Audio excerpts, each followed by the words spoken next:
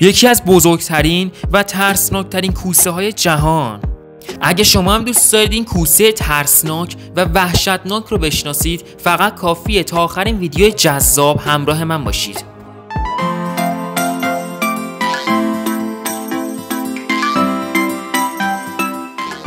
مگالودون یکی از بزرگترین و ترسناکترین کوسه های جهانه که از دوران ماقبل تاریخ به جا مونده. این کوسه ترسناک میلیون ها سال پیش در معرض انقراض قرار گرفت و از بین رفت. اما طبق کشفیات به دست اومده، مگالودون یکی از بزرگترین جانورانی هستش که تا به حال موجودی شبیه به اون دیده نشده.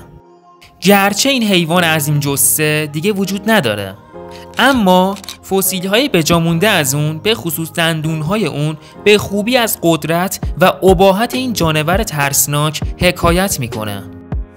دندان های عظیم اون تقریباً 3 برابر بزرگتر از دندان های یک کوسه سفید قاتل امروزیه.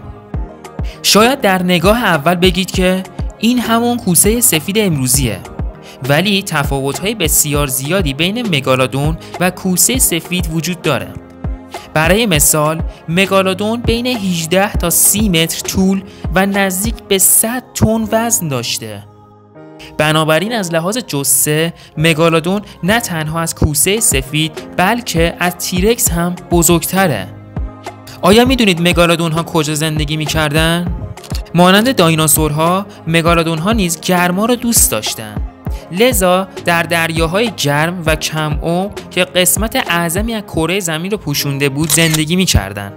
به همین دلیل دندان‌های مگالودون در همه قاره‌ها به جز قطب جنوب یافت شده. دلیل عمده انقراض مگالودون‌ها نیز شاید به این خاطر باشد که با خشک شدن این دریاها دیگر محیط مناسبی برای زندگی این جانوران وجود نداشت و اونایی که باقی مونده بودن با شروع عصر یخبندان یا از یخزدگی جون خودشون از دست داده بودن یا غذایی برای خوردن پیدا نکرده بودن. جالب اینم بدونید که غذای مگالودون‌ها چی بوده؟ اصلا چه چیزی رو می‌خوردن؟ در زنجیره غذایی مگالودون‌ها جزء برترین شکارچیان در میان سایر شکارچی‌ها بودند.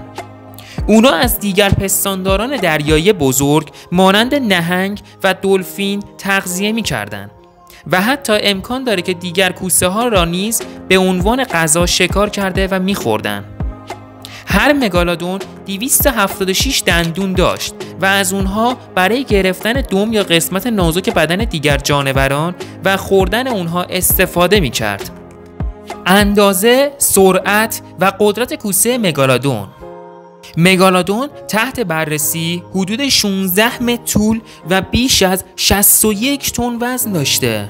علاوه بر این، معده اون میتونه 100 متر مکعب غذا رو تو خودش جای بده.